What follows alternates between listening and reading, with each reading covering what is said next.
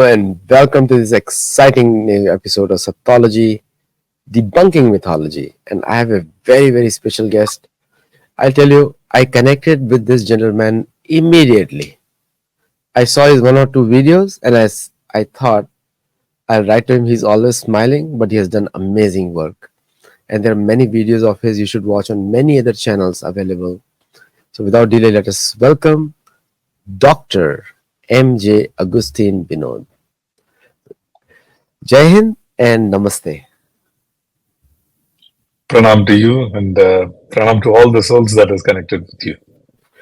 और आज आप शिव जी के नगरी में हैं बिल्कुल और शिव जी के नगरी में आप वहां से हम लोगों से बात कर रहे हैं और शिवरात्रि सेलिब्रेट कर रहे हैं. अमेजिंग. और हम लोगों ने भी कल पूरी रात शिवरात्रि सेलिब्रेट करी है, इसलिए मेरी आंखें भी थोड़ी सी हैवी है इस समय मॉर्निंग में. अच्छा, तो आपका इतने मैंने वीडियोस देखे हैं and I love the work that you have done and the research that you have done on many different aspect. वो हम बाद में किसी वीडियोस में शेयर करेंगे.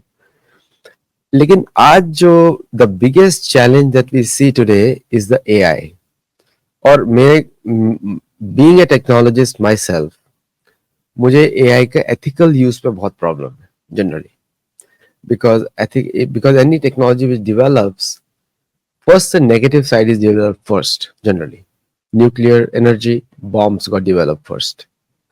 And take any example, assembly line production, slaughterhouses got developed first, then the cars came. And so everywhere these things, the technology, the negative side developed first. And now with the AI and Jaishankar just commented deepfakes as a major security issue. How do you see this scenario right now? Hindi में भी बोले, English में बोले, whatever comfortable. आप बॉम्बे से हैं तो हम लोग दोनों खिचड़ी में बात कर सकते हैं. अपन का अलग ही हो सकता है. So let's look at it. I mean, I look at life, not only life, the universe and everything has a mathematical flavor to it or a progression to it. Actually, if you look at, if there is a data, I mean, you're a data person yourself. If there is a data and we have a data as a background and data as a current capture, then probably we'll be able to predict how it is going to be in the future. So, barring little ups and downs that the data throws up when you look at it very narrowly. Very similar to when you look at things very narrowly in the quantum world. So now we will look at AI. Let's progress AI to say slightly maybe a few thousand years down the road. Few thousand years down the road, AI, since there is no limit to its power of processing, its ability to connect the dots, and the amount of hard data that it can access. Since there is no limit, there is absolutely no doubt in my mind that it will outperform, outthink, both in terms of in terms of progression in technology, but also in terms of progression in what you call the logical deduction of how things are going to be. So if that happens, then you as human being are redundant. So that is point number one. Point number two is I have in discussion or in a closed room discussion with powers that be to incorporate data into warfare. And though I'm not against it, but I'm not too for it as well, because ये दो धारी तलवार है. It's a double-edged sword. So we had people from Stanford, we had people from Urbana-Champaign, we had people from many other organizations other than university organizations who, I can't name them. They said, Ghazi sir, what you're saying is probably already there. So that scares me. That scares me for two reasons. A, how did we reach this growth without having a check on it? B, how did we give access to this artificial intelligence world uncontrolled data and information? So, if this is the mistake that we have made till date, that is the mistake that we will continue to make till someone puts in the check. Now that brought to the next aspect of discussion is who will check. And this, mind you, is the biggest concern today. Because we are divided in nation and nation state, this who is today nobody. You know, birds don't need a passport to move from A to B or country to country. Similarly, the data doesn't need a passport to move from country to country or access data in many countries. That is the problem. So data, which is such a strong force sitting below whatever we are doing today, has cross-border access, uncontrolled cross-border access, which is, to me, is an ethical question. To me, is a dangerous path that we are treading or we have already tread. The question now is, will it lead to progress or will it lead to destruction?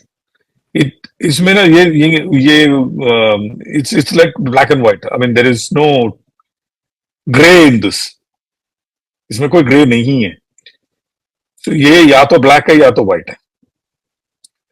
To give you a simple example, that why humans, in my opinion, have populated the earth so quickly, from we are down to 1200 so quickly, is because when you look at the strength of hatred versus love, the love का पलड़ा भारी था. You know, hatred का पलड़ा थोड़ा सा कम था.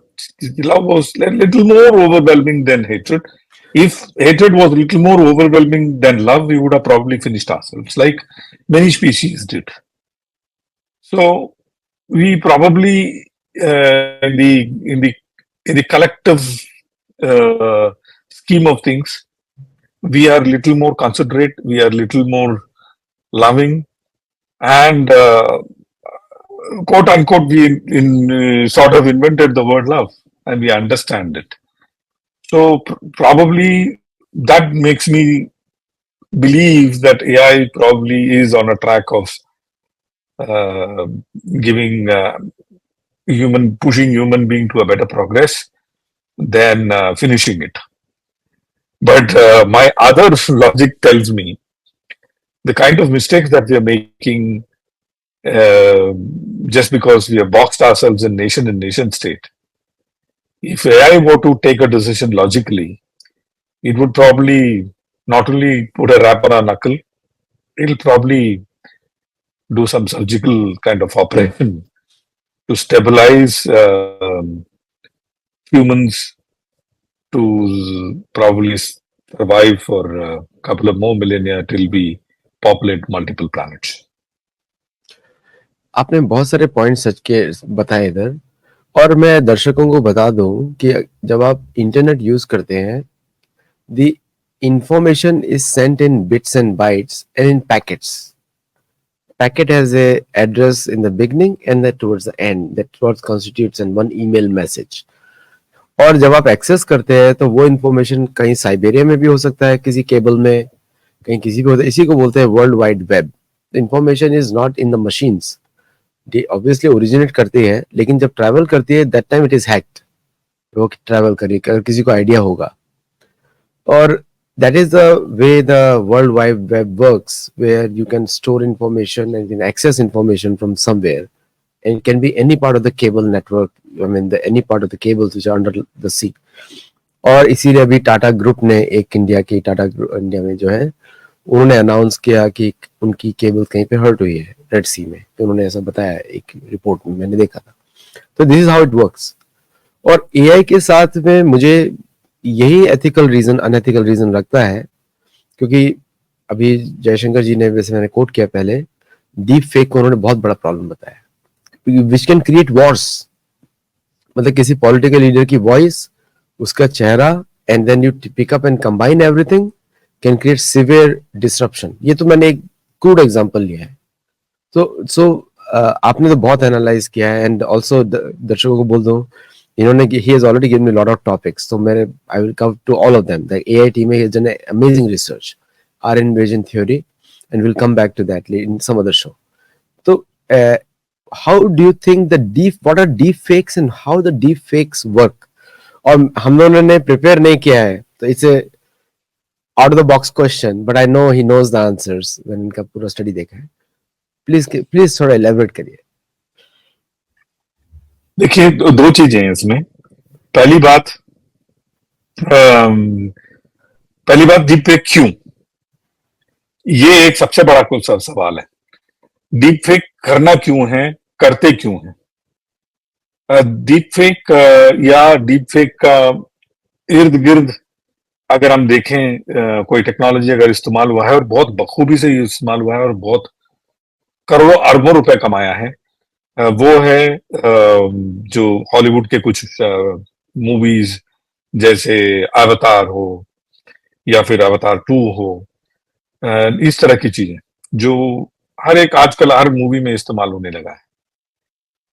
वो डीप फेक करता क्या है कि आपके चेहरा या आपका जिस तरह से आप बात करते हैं और जिस तरह से आपका वॉइस है, आपके एक्सप्रेशंस हैं, उसको कैप्चर करके कोई और नई चीज बना दे, जो जिसके बारे में आपने जिक्र नहीं किया या बोला नहीं. और आज के तारीख में डीप फेक और ओरिजिनल को कंपेयर करके ये पता लगाना कि ये डीप फेक है, चंद मिनटों का काम है. ऑनलाइन में बहुत सारे टूल्स अवेलेबल हैं जो जिस पे आप वीडियो अपलोड करते ही वो बता देता है कि ये डीप फेक है. ये आज का टेक्नोलॉजी की बात कर रहा हूं. लेकिन 5-10 साल बाद या 2-3 साल बाद डीप फेक इतना कारगर हो जाएगा और कितना इफेक्टिव हो जाएगा कि रियल और डीप फेक के बीच आपको हो सकता फर्क ही ना नजर आए. ये जो डीप फेक है, मेरा अपना रिसर्च और ये कहता है, और थोड़ा हमारा एक एआई डिपार्टमेंट है हमारे कंपनी में, उसमें उसको मैंने ये टास्क भी दिया हुआ है कि डीप फेक को इस्तेमाल करके पॉलिटिकल अनरेस्ट करना, ये बहुत बड़ा एक प्रॉब्लम है. और इतना बड़ा प्रॉब्लम है कि वो एरियाज में जहां पे लोगों की समझ कम है या फिर एक्सपोजर कम है, जैसे पाकिस्तान के जो नॉर्थ ईस्टर्न इलाका है, या फिर अफगानिस्तान के कुछ इलाके हैं, जहां पे आप इसको बहुत ही कारगर तरीके से इस्तेमाल कर सकते हैं, क्योंकि उनको अभी तक, उस एरिया के कुछ लोगों को अभी तक ये नहीं मालूम है कि डीप फेक भी कोई चीज है, या अगर मालूम भी है लेकिन उनके किसी इशू को वो छू रहा है तो वो उसको विश्वास करने के तरफ कदम उठाएंगे, और 4 लोग अगर उस पर विश्वास कर दें फिर एक मॉब मेंटालिटी बन जाएगी. जो मैं कह रहा हूं, जिसके बारे में मोदी जी ने भी जिक्र किया था, और उनके जिक्र के बाद भारत सरकार इसके ऊपर बहुत मुस्तैदी से काम कर रही है. और इस प्रॉब्लम को किस तरह से सॉर्ट आउट किया जाए, इसके ऊपर बहुत चर्चाएं, आइडियाज के आदान प्रदान, और किस सिस्टम को ये दिया जाए और इस प्रॉब्लम को इंडिया के अंदर कैसे कंटेन किया जाए, इस सारे चीजों पे विचार विमर्श हो रहा है। अगर इतनी तेजी से या फिर इतने डीपली अगर किसी कंट्री में विचार विमर्श हो रहा है कि डीप फेक को कैसे हम इसको काउंटर करें पूरी दुनिया में, वो भारत एक अकेला देश है जो इन सब चीजों को स्पीयरहेड करते हुए आगे चल रहा है। क्यों? क्योंकि भारत की आबादी सबसे ज्यादा है, भारत के इंटरनेट यूजर सबसे ज्यादा है, भारत के डेटा कंजम्पशन सबसे ज्यादा है, और सबसे महत्वपूर्ण बात है विभिन्नता भारत में इतनी है और इतने सारे छोटे छोटे हिस्सों में बटे हैं कि डीप फेक का इफेक्ट जो है भारत में जल्दी से जल्दी होने की संभावना है।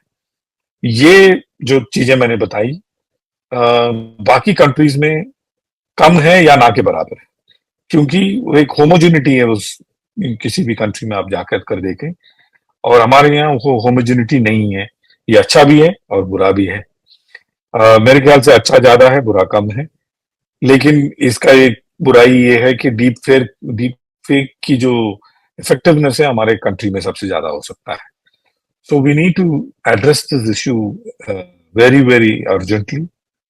May be couple of years down the road, this will become a much bigger problem than what we are envisioning today. Today, it is just a matter of seconds that I upload a video in an online deepfake identifying website, and it tells you within a second that it is a deepfake. But it may not be able to catch up with the way the deepfake technology is moving forward. But deepfake के कुछ फायदे भी हैं जिसके बारे में हम बाद में डिस्कस करेंगे। मैं वो लिंक भी आपको लगा दूंगा दर्शकों के लिए, so that you can check it out, कौन सा वीडियो डीप फेक है, कौन सा रियल है। और many times even that algorithm gets confused also. एक वीडियो आया था, टकर कार्लसन का ही आया था, और उसका वर्ड्स को ऐसा तोड़ के प्रेजेंट किया है, and luckily because he is influential तो उसने बंद करवा दिया। It happened with him also. तो एक मुझे बताइए कि डीप फेक से लोगों की आइडेंटिटी पे कैसे प्रहार किया जाता है, because like for example colonization को भी वो ज्यादा स्ट्रेंथन करेगा इन द माइंड्स, और वो दिखाएगा कि देखो भाई ये वेस्ट, जैसे एक आइजनहावर ने एक स्कीम निकाला था अमेरिका में, that the Americans should look bigger and fatter and taller than anybody else, we should create cultural superiority. तब से जीएमओ फूड्स बहुत शुरू हुआ, and many industries got popped up because of that, and we see that artificial proteins, artificial hormones, और उसका side effects तो कितना भयंकर होता है। You can see Arnold Schwarzenegger, if you meet him in real you will be shocked कि वो क्या कैसा दिखता है आदमी। So it has also created very serious health problems for people by creating a fake image कि ऐसा दिखना चाहिए, ऐसा होना चाहिए, and people spend hours and hours in the gym having some supplements, और बहुत वो इंडस्ट्री बहुत ही फेक इंडस्ट्री है, चलती रहती है। And unfortunately it is approved by the FDA also. FDA जो है आयुर्वेद को अप्रूव नहीं करता है, लेकिन ये बकवास को जरूर अप्रूव करता है। There is a problem with American agencies. तो what can be the serious impact on the minds? अभी इलेक्शंस भी आ रहे हैं, और we have seen a classical example of Burma, जहां पे फेसबुक के प्रोटेस्ट, फेसबुक के कैंपेन से एक आर्टिफिशियल राइट्स क्रिएट किए गए। इंडिया में भी ऐसा हुआ, फार्मर्स प्रोटेस्ट में एंड अदर प्रोटेस्ट में। सो what can be the impact on the minds of young people and the society जो प्रॉब्लम क्रिएट करेगी इस तरह की? बहुत अच्छा सवाल है, बहुत लोडेड सवाल है आपका। और आपका फोकस प्रॉब्लम में है। मैं समझता हूँ प्रॉब्लम बहुत ही गहरा है और बहुत हानिकारक है। लाजमी आप इस प्रॉब्लम में इसीलिए आप फोकस कर रहे हैं। लेकिन आपको सच्चाई बताऊं, अगर डीप फेक से आज दुनिया, स्पेशली डिजिटल दुनिया में लोग ज्यादा पैसा कमा रहे हैं, और डीप फेक से जो हानि पहुंच रहा है वो बहुत कम है, ना के बराबर, अगर ये दोनों की तुलना किया जाए। आपको मैं सबसे बड़ा फायदा बताता हूँ। एक वेबसाइट है, मैं नाम नहीं लेना चाहूंगा, जहां आप अपना अपना वीडियो आप अपलोड कीजिएगा। वहां पे कुछ स्क्रिप्ट लिखा होता है, उसके पढ़िएगा। उसके बाद आप अपना टेक्स्ट डालिए वहां पे, और वो खूब खूब हूबहू, जैसे कि हूबहू आप ही ने बोला हो, उस तरह से वो वीडियोस निकालता है। इसका क्या फायदा है? लोग, अभी मेरे पास बहुत कम समय है, बट मेरा लिखा हुआ, जैसे आपने बहुत सारी किताबें लिखी हैं, तो आपकी लिखी हुई किताबों से कुछ अंश निकाल करके, जैसे कि आप ही नरेट कर रहे हो, ऐसा कोई वीडियोस बन जाए।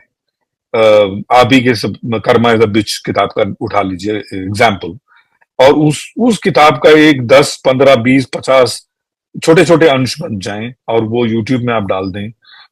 वो जो लोग कर्मा एज अ बिच खरीद कर पढ़ नहीं पाएंगे, या फिर उनके पास एक्सेसिबिलिटी नहीं है, या जो कि आपने इसको हिंदी इंग्लिश में लिखा है और आप इस वो डीप फेक हिंदी में अनुवाद करके आपके लिए एक वीडियो बना देगा, हिंदी में ही नहीं, स्पेनिश में और बहुत सारे लैंग्वेजेस में आपको बना के दे देगा, और आप यूट्यूब में अपलोड कर दें, और उसके वजह से लोगों को फायदा हो।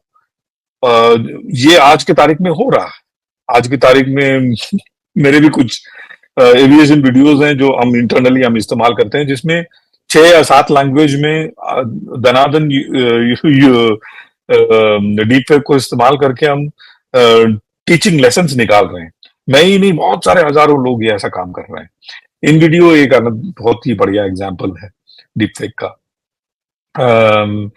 तो फायदे अनेक हैं, लेकिन आपका जो फोकस है, जो इसकी हानि है, जो प्रॉब्लम, वो बहुत बड़ा एक चैलेंज है आज की तारीख में। अगर किसी के पास इंटरनेट हो और थोड़ी सी मालूमात हो, तो इस प्रैंक डीप फेक को आइडेंटिफाई करना बहुत ही आसान है।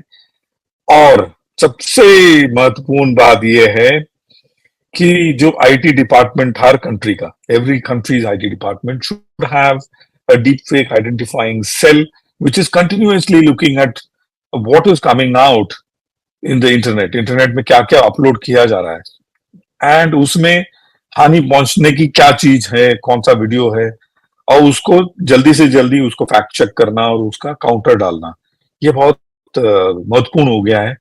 भारत इस पे काम कर रहा है तेजी से, और तेजी से काम करने की जरूरत है। क्या भारत की तेजी से कोई और देश काम कर रहा है? मेरे ख्याल से नहीं, अमेरिका में भी, बट उसके अलावा कहीं और ये काम ज्यादा हो नहीं रहा है, होना चाहिए। और कैचअप नहीं करना चाहिए, ये एक कदम आगे रहना चाहिए, ताकि पिंक रेवोल्यूशन जैसा कोई रेवोल्यूशन ना हो, और डीप फेक से ऐसा रेवोल्यूशन होने की संभावना होती है। एक्चुअली व्यूअर्स बहुत should be aware of all these things, because इसलिए मैं बार बार बोलता हूँ फिजिकल किताबें पढ़िए, खुद सीखिए। एंड एआई का एक अच्छी बात भी है, राइट नाउ एआई को गलत तरीके से प्रोग्राम किया जा रहा है। जैसे फॉर एग्जांपल, अगर आप मिथोलॉजी लिखेंगे किसी गूगल ट्रांसलेटर में, तो उसका हिंदी वाला अर्थ आएगा पौराणिक, मतलब पुराण इज अ मिथोलॉजी। माइथोलॉजी मतलब पुराणिक हो गया, एंशिएंट हिस्ट्री हो गया, वेरी रॉन्ग ट्रांसलेशन। पुराण तो itself is a history, Purana means history. एक just an example I give. और आप मेटा एआई या फिर कोई भी एआई आप जो यूज करते हैं, लोग आजकल लोग यूज करते हैं काफी, बिंग एआई और ये सब यूज करते हैं, chat GPT, you will see the first misinformation campaign is about the Indian culture. First misinformation campaign, ये मिथोलॉजी है, Shiva was an idea, Shiv is a mythology mention in Hindu scriptures.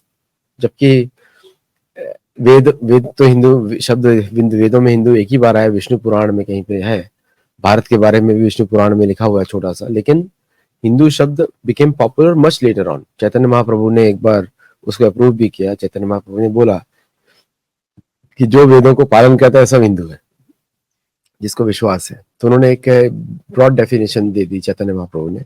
But if you look at the AI, how is going to present it is a Hindu gods, very common Hindu gods. मुझे बड़ा चिढ़ होती है, देवता लोग हिंदू तो नहीं है। अभी इंद्र तो पूरे पृथ्वी पर बारिश कर रहे हैं, उसमें हिंदू कहां से आ गए? हिंदू गॉड्स। एक this is also one bad translation which is being fed into the AI, which you correctly said is going to continue beyond our generation.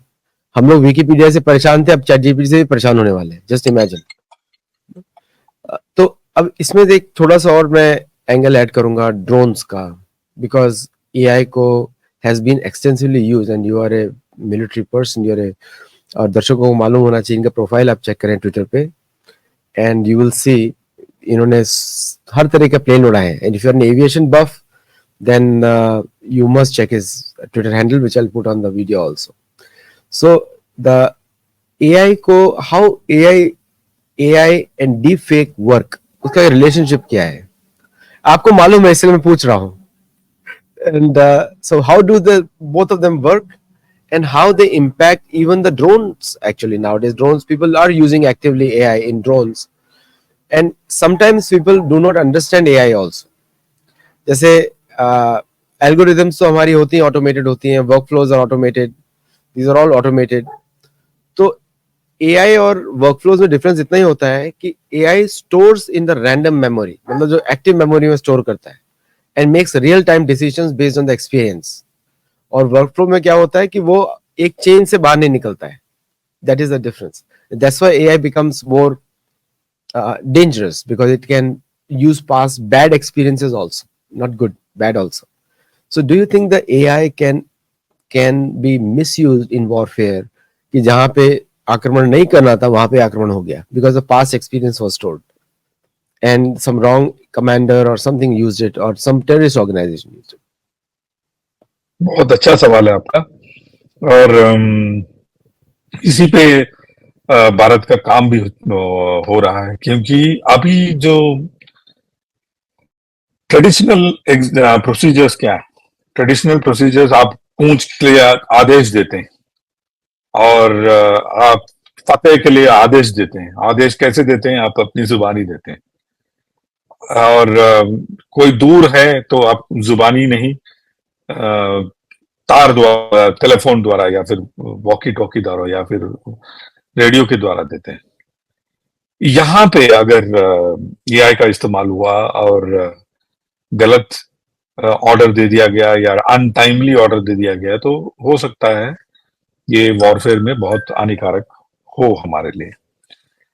तो इस स्थिति में आप क्या कर सकते हैं? इस स्थिति में आप ये कर सकते हैं कि इसको कोई और नया एसओपी लाएं. So this is what is the work that is in progress. The SOP should be at least 2-tier identification. जैसे आप कहीं वेबसाइट में जाते हैं तो आपको कैप्चा कोड डालना पड़ता है, या फिर आपको इमेजेस में क्लिक करनी पड़ती हैं कि साइकिल कौन सा है, मोटरसाइकिल कौन सा है, जेब्रा क्रॉसिंग कौन सा है. तो ये second level of cross check है कि कोई बॉट या कोई ऐसी चीज ऑटोमेटेड करके आपके वेबसाइट को अटैक न कर रहा हो. तो ये एक स्टैंडर्ड ऑपरेटिंग प्रोसीजर हम आज इस्तेमाल करते हैं, लेकिन ये एक स्टॉप गैप अरेंजमेंट है, क्योंकि ये जैसे वो कहते हैं ना, स्पाई वर्सेस स्पाई गेम है. तो अगला इसके ऊपर कुछ और लाने की कोशिश करेगा और ये सिलसिला चलता रहेगा तब तक. मैं कोट अनकोट कह रहा हूं और थोड़ा पॉज लेकर के कह रहा हूं, जब तक ये पूरी दुनिया एक ना हो जाए. और जिस दिन ये पूरी दुनिया एक हो जाएगी, उस दिन ये इन सब चीजों की कोई जरूरत नहीं रहेगी. आपको इसका एक एग्जाम्पल से मैं समझाता हूं. कार्ल सैगन ने क्या कहा था, ये दुनिया जो है एक शूटिंग गैलरी के बीच में है. This world is amidst cosmic shooting gallery. इससे चंद साल पहले कभी मीटियोर आके लगा था और ये भूगोल हम खत्म हुआ था और आगे भी होगा. We've been destroyed earlier, we will be destroyed in the future. हमारे पहले जो जीव जंतु थे यहाँ, क्या वो ये क्षमता रखते थे कि रॉकेट से कोई और प्लैनेट में जाकर के जिए या फिर अपना लोगों को अपने प्रजाति को बढ़ाएं? ऐसा क्षमता था उनके पास? नहीं था. अगर होता तो ये जो डायनासोर मार्स या कोई और जगह पे जाकर के बच जाते, उनकी प्रजाति बच जाती। We have the capability to be a multiplanetary being. We have to be a multiplanetary being. And that is what Elon Musk is working. A lot of many people are working, many countries are working towards it. We know that tomorrow, if any asteroid comes close and we are finished, we as a species would be over, and how stupid it will be when we had the capability to be a multiplanetary being, we didn't. So we will not be, we will be a multiplanetary being. तो आज से 20 साल अपने आपके जीवन काल में आप देखेंगे कि हम मार्स में जाके अपना घर बसाएंगे, और आज से 50, 60, 100 साल बाद हमारी प्रजाति की बहुत बड़ी एक संख्या हो जाएगी मार्स में। क्या, मेरा एक आपसे सवाल है, जो भी देख रहे हैं, क्या मार्स में भी हम इंडिया, पाकिस्तान, बांग्लादेश ऐसा बनाएंगे? नहीं। मार्स में ये जो ह्यूमन प्रजाति जो है, एक छत के नीचे रहेगी, उनको एक छत के नीचे रहना पड़ेगा। उस 10,000, 20,000, 1 लाख, 50 लाख लोग जब बन जाएंगे 100, 200, 500 साल बाद, फिर भी वो एक ही रहेंगे, मार्स मार्स में रहने वाले ह्यूमन बीइंग। क्या वो लड़ाई करेंगे? क्या वो तोप के साथ लड़ाई, चाहे छोटी मोटी लड़ाई तो करें, लेकिन डिमार्केट करेंगे, ये मेरा इलाका है, ये तुम्हारा इलाका है, और इसका 10 गज मैंने ले लिया तो आपके ऊपर गोली चला दूं, ये सारी चीजें नहीं होने वाली।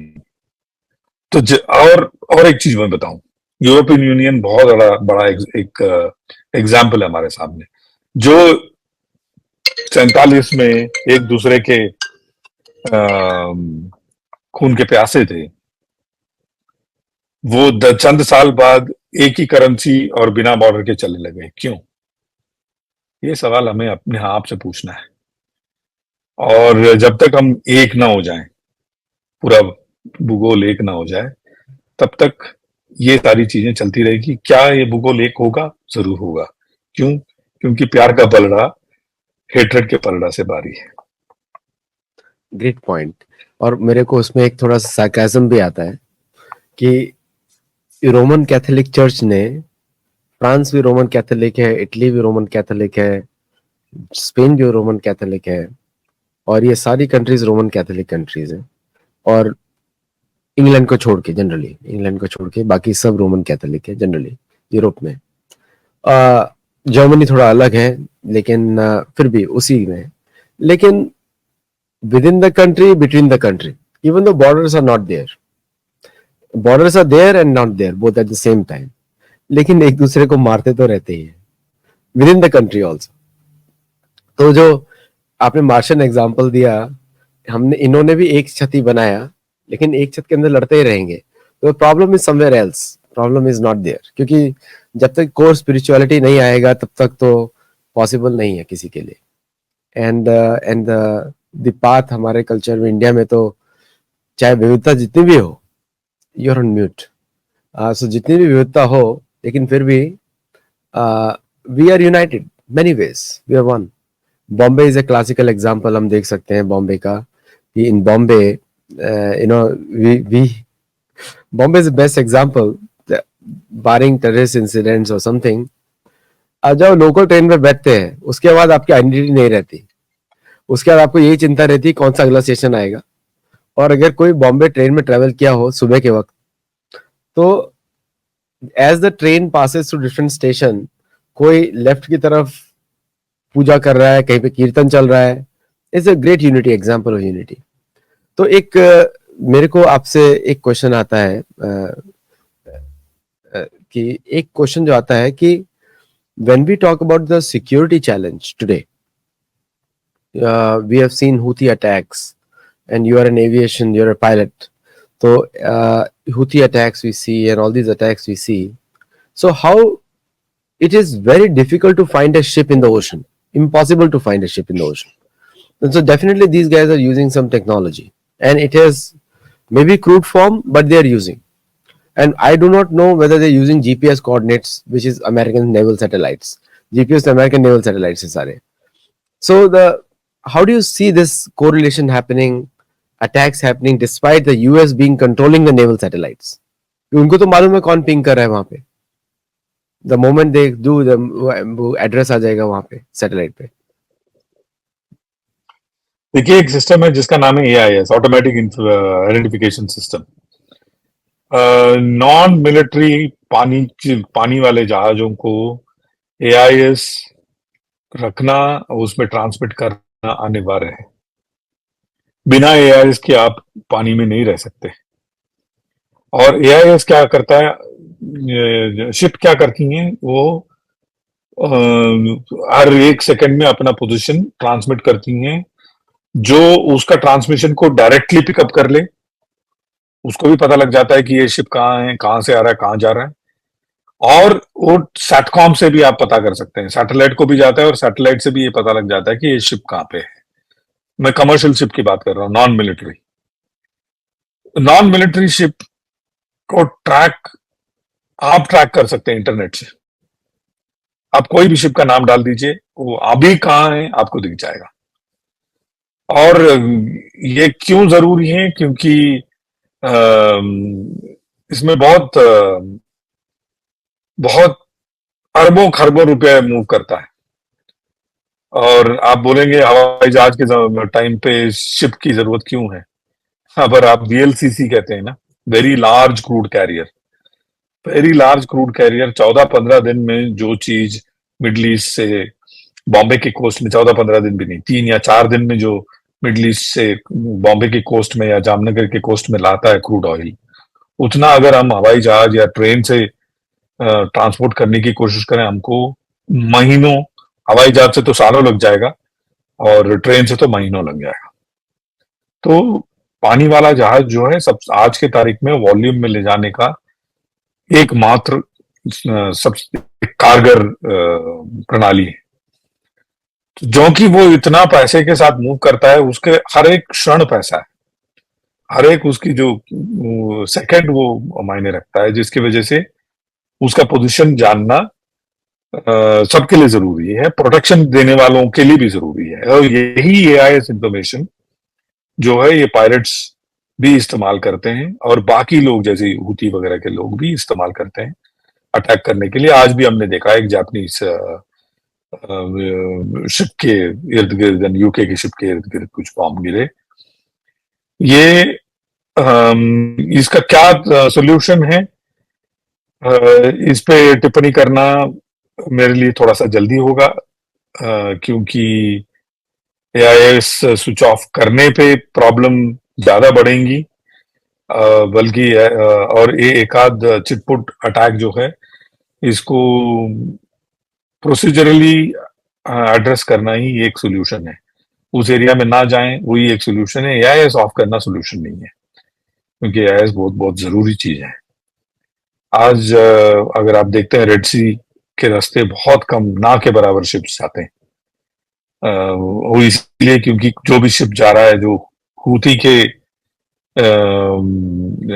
सोच विचार के साथ नहीं मिलता हो या उनको पैसा नहीं दिया होता हो, उसके ऊपर अटैक हो ही रहा है। या फिर अगर इसराइल के लिए कोई सामान भेजा रहा है, उनके ऊपर अटैक हो रहा है। या इसराइल के साथ खड़े हुए देशों का अगर शिप है, उनके ऊपर भी अटैक हो रहा है। तो उस रेड सी का ट्रैफिक जो है, आप अगर देखेंगे चंद महीने पहले और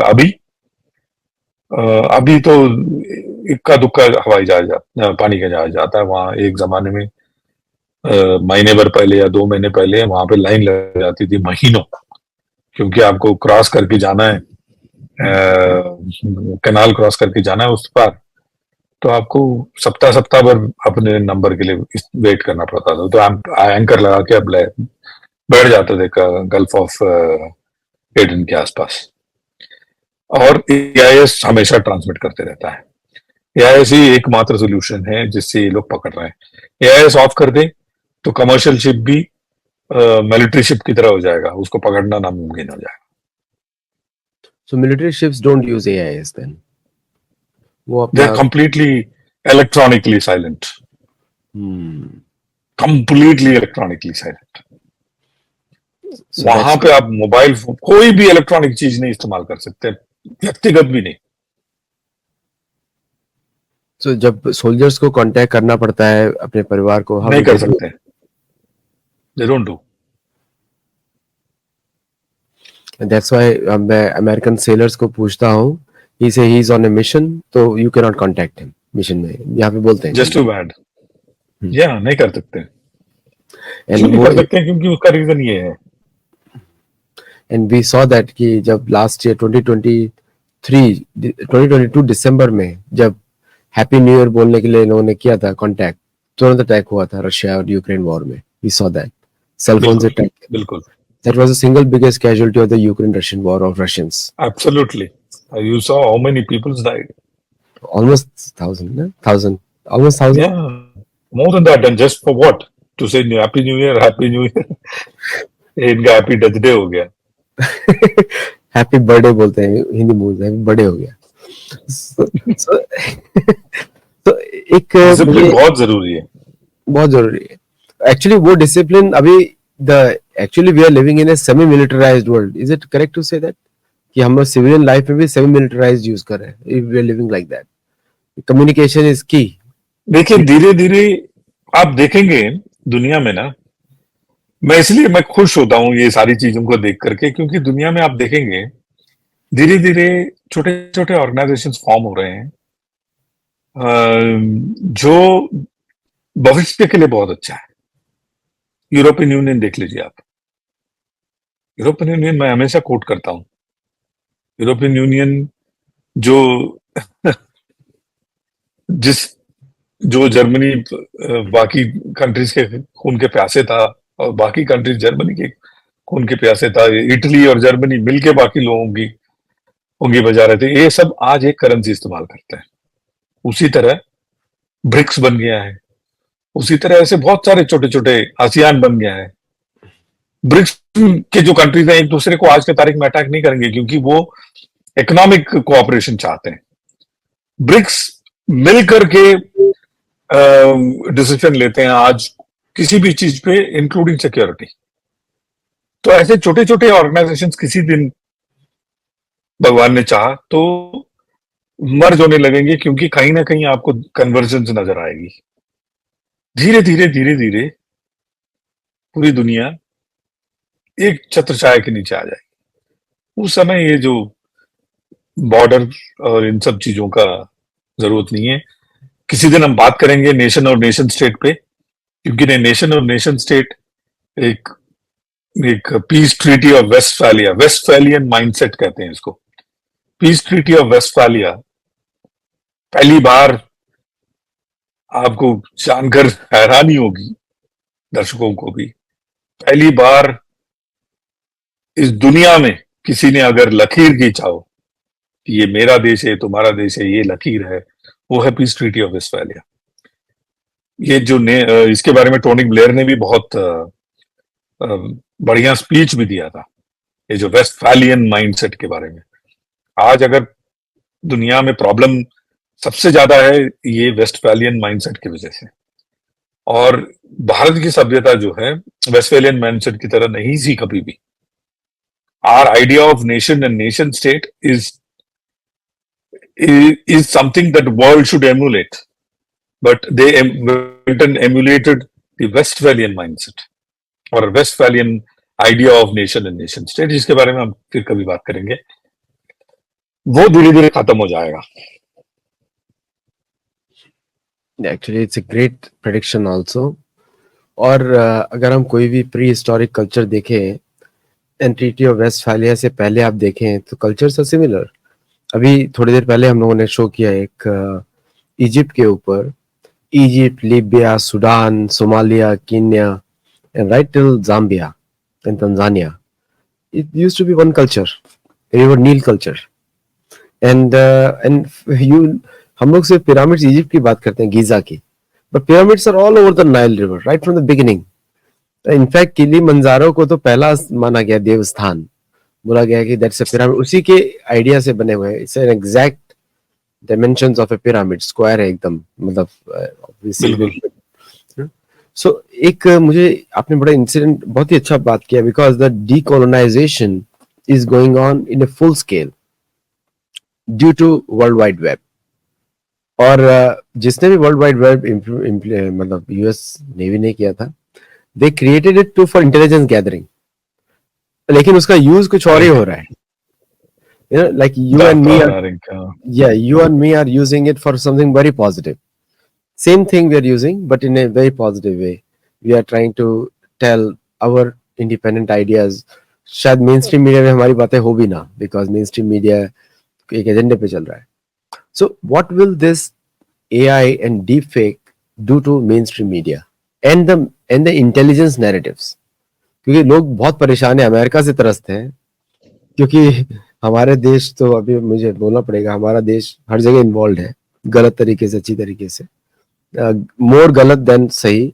सो we take the blame, share the blame. तो how is that going to change the working of these people? Because it is important, क्योंकि they are the ones who are creating deep fakes in many different ways. कहीं ना कहीं agencies create है. एक classical example है, अभी recently Iraq में एक वीडियो फेमस हुआ, शायद न्यूज में आया हो ना आया हो, against the current government of Iraq which was fighting ISIS, and that's why the Iraqi government asked US to get out of Iraq. Officially उन्होंने बोला उनको, and nothing happened. Basis वहीं पर है, they are not going to go. So what do you say on this? देखिए, आप हंस रहे हैं, कुछ और? मेरे को you have more detailed insight into this.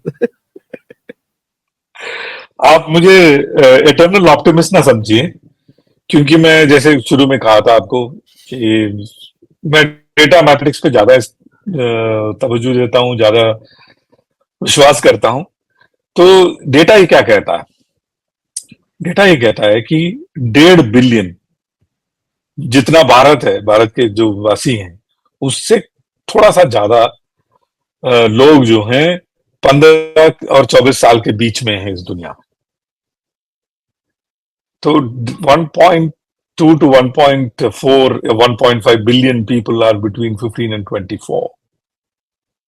How are they consuming news? आप बताइए मेरे को. None of them are consuming news in front of a TV. आप 15 से 24 साल के किसी भी बच्चे को पूछ लीजिए, क्या वो टीवी देखता है न्यूज देखने के लिए? अधिकांश आपको बोलेंगे नहीं. इसका रीजन क्या है? इसका 2 रीजन है. सबसे पहली बात, टीवी स्टैटिक है और आपको उसको देखने के लिए स्टैटिक होना पड़ेगा. डायनामिक नहीं है, आपके साथ नहीं चल सकता है वो. आपके साथ एक चीज चल सकता है, वो है आपका मोबाइल फोन, आपका पैड. आप जब इन न्यूज को अपने समय से कंज्यूम करते हैं, ना कि न्यूज दिखाने वाले के समय में, तो एक फ्लेक्सिबिलिटी मिल जाता है. तो इसीलिए 15 से 24 के बच्चे जो हैं news all over the world अपने मोबाइल द्वारा या अपने पैड द्वारा कंज्यूम कर रहे हैं और अपने समय से कंज्यूम कर रहे हैं. तो ये मेन स्ट्रीम मीडिया को कहा, where does it leave the main stream media? So mainstream media is today looking at baby boomers and the Gen Zs and those kind of people. So you look at the kind of news that is being served. It is served to that kind of genre, not to the young people. Young people consume something totally different from you and I. वो उसका उनका consumption pattern totally अलग है. उनका consumption pattern आप और मेरे तरह कंजम्पशन पैटर्न नहीं है. और धीरे धीरे यही लोग हमारे और आपके एज पे पहुंचेंगे, वो इसी तरह कंज्यूम करेंगे न्यूज, और उसके अगला जनरेशन उससे भी कोई मॉडर्न तरीके से न्यूज कंज्यूम करेगा. इसका ये मतलब है, इसका ये मतलब है, लिख के ले लीजिएगा मेरे से, मेन स्ट्रीम मीडिया खत्म होने के कगार में या ऑलरेडी खत्म हो चुका है. और जो main stream media 5 second news दिखाती थी, 5 मिनट का जो एडवर्टाइजमेंट दिखाते थे, उनका खात्मा तो बहुत जल्दी हो जाएगा. क्योंकि ये जो लोग हैं, बेबी बूमर्स और पोस्ट बेबी बूमर्स, आपके मेरे जनरेशन और हमारे थोड़े जनरेशन के बाद वाले जो लोग हैं, जब ये धीरे धीरे लुप्त होने लगेंगे, इनके साथ साथ ये भी लुप्त हो जाएगा. ये है सच्चाई. और इस सच्चाई का 2 फायदा है. एक है कि जैसे आपने कहा था एजेंडा नहीं चलेगा। और दूसरा, दो तरह की न्यूज चलेंगी, फेक और कोई उस फेक न्यूज को बस्ट करने वाला या उसको क्वेश्चन करने वाला। इसका क्या फायदा है? इसका ये फायदा है कि किसी भी न्यूज को आप मल्टीपल एंगल से देखने की क्षमता रखते हैं इसी मीडियम में। जैसे अगर ये हेडफोन का कवर है, कोई इसको इस नजरिए से देखेगा, कोई इसको किसी को इस नजरिए से देखेगा, कोई उसको इस नजरिए से देखेगा, और हर नजरिए का पहलू आपको अवेलेबल रहेगा नेट पे देखने के लिए। ये बहुत बड़ी एक रेवोल्यूशन है, और ये रेवोल्यूशन आगे बढ़ेगा ही। क्यों बढ़ेगा? क्योंकि ये एक अच्छा रेवोल्यूशन है, ये नॉन एजेंडा रेवोल्यूशन है। और इसके अंदर एजेंडा थोपना आज थोड़ा बहुत हो सकता मुमकिन हो, लेकिन फ्यूचर में नामुमकिन के बराबर आ जाएगा, क्योंकि हर पहलू आपको परोसा जाएगा। आपके ऊपर है कि क्या पहलू आप लें और देखें और कंज्यूम करें। ऑलरेडी हो गया है, लाइक ऑन डिमांड तो हो ही गया है, और every channel is doing digital, but वो गलती वहीं पे होती है, when you see their views then you know, people know कि this guy is a mainstream guy and he's coming on the social media with the same content, there are no views. और इसलिए तो मैं कहा ना, देखो अभी आपको दोनों पहलू अवेलेबल है। एक जमाना था जब आप हमारे आपके बचपन में यही पहलू दिखाया जाता था और यही हम सच समझ बैठते थे। इसकी सच्चाई के बारे में कोई बोलता नहीं था। देखो आज ये भी दिखता है हमको। एक पर्सपेक्टिव, एक और भी पर्सपेक्टिव बदल गया है एक्चुअली। पत्रकारिता तो बहुत शुरू से चल रही है, लाइक फॉर एग्जांपल शुरू का, if you look at the इतिहास इन पुराण एंड अदर प्लेसेस, ब्राह्मण would used to travel village to village carrying the message, and they were trusted because they'll only speak the truth. If they did not understand, they are not going to propagate the truth, and that's how the messages used to be spread. And you needed a lot of manpower to go and travel and everywhere. This is how the people used to come to know about it. अभी क्या हो गया है कि वो, now that the responsible act of journalists is totally lost. और मुझे वही बार बार ये, इसीलिए मैं उस टॉपिक, मेन टॉपिक पे आ जाता हूँ कि AI, deep fakes and how they can enter the journalism, use your words and my words. You're an author, आप लिखते हैं और हम लोग ओरिजिनल कंटेंट जनरेट करते हैं, and they use our words to create their narrative. Like for example, very classical example is the AIT के बारे में, RN invasion theory के बारे में, just recently Cambridge University said again same वो human genome, and now they shifted from RN invasion theory to Africa origin theory. वो भी अलग शुरू हो गया है, and people are believing it. Like if you ask a small kid in the school, school में तो तुरंत वो बोलेगा कि या every we are all Africans. उनको पूछे कि तुम्हारे बाल तो दिखते नहीं है वैसे, एंड तुम्हारा your facial anthropology is totally different, how the skull shape is, and so how do kids, youth and the younger generation और द easily influenceable minds, बच्चे हैं, adults भी हैं, they get influenced by these kind of things. How do they can identify other than going to the websites like deepfakes?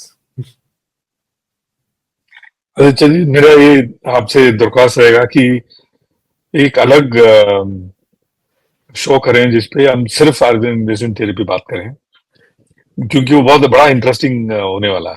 करेंगे इतना मैं आपको predict कर सकता हूँ। आपके लिए मेरे लेकिन पास लिस्ट मैं है, संक्षेप में ये बताऊंगा मैं आपको। देखिए, जो ये सुन रहे हैं, आर्यन इन्वेजन थियरी में ही उसका आंसर छुपा हुआ है, क्योंकि वो सिर्फ थियरी है, वो सच्चाई नहीं है। और सच्चाई किस लिए नहीं है, जिसके बारे में बहुत सारे आर्कियोलॉजिकल रीजंस हैं, लिंग्विस्टिक रीजंस हैं, और उस समय इस भूगोल का क्या स्थिति था वो रीजन है, जिसके बारे में हम विस्तार पे कभी बात करेंगे। लेकिन जो सवाल आदित्य जी ने पूछा है, उसका मैं आपको संक्षेप में ये जवाब देता हूँ। आर्यन इन्वेजन थियरी आज लोगों को सूट करता है। सूट किस लिए करता है?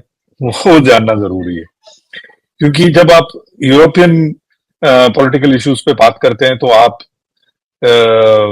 हिटलर और इन सब जो सोच है, वो सोच को लाने की, नाजीइज्म जिसको कहते हैं, वो सोच को नैरेटिव में लाने के लिए आर्यन इन्वेजन थियरी बहुत महत्वपूर्ण भूमिका निभाता है, जिसके वजह से आर्यन इन्वेजन थियरी को कभी खत्म नहीं किया जाएगा।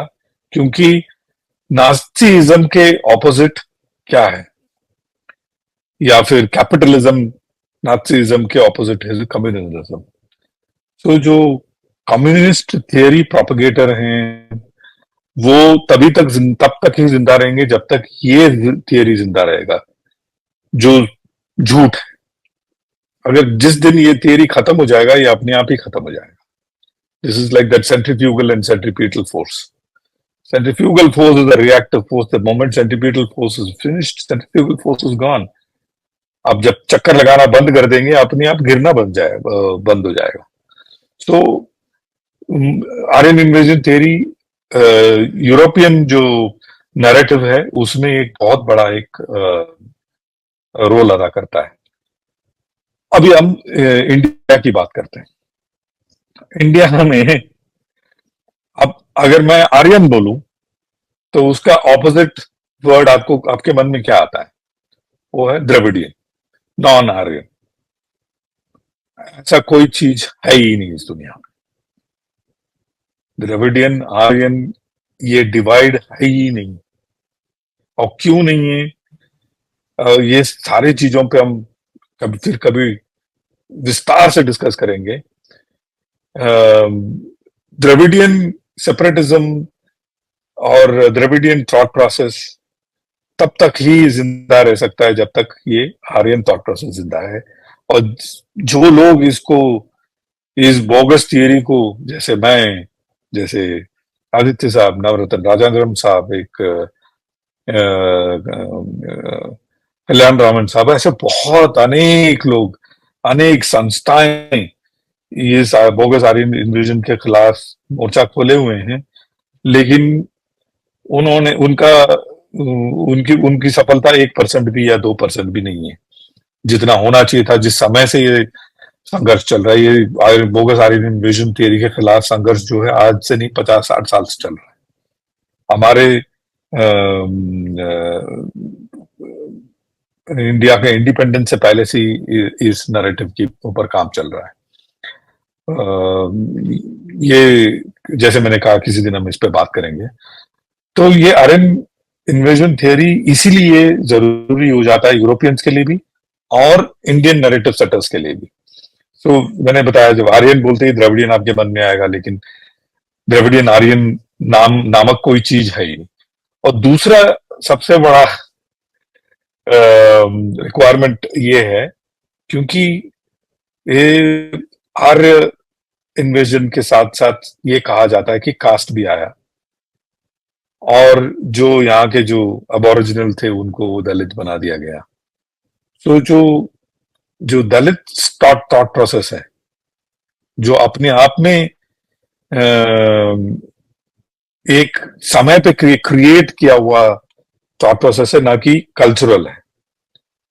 तो वो थॉट प्रोसेस भी आर्यन इन्वेजन थियरी अगर गलत साबित हुआ तो वो थॉट प्रोसेस के खिलाफ भी कुछ पॉइंट्स आ सकते हैं जो ऐसा बेचा जा रहा है कि आर्यन की वजह से, या आर्यन जो सेंट्रल यूरोपियन या सेंट्रल एशियन रीजन से आए उनकी वजह से आया है, उससे पहले नहीं था। वो भी एक गलत एक थॉट प्रोसेस है।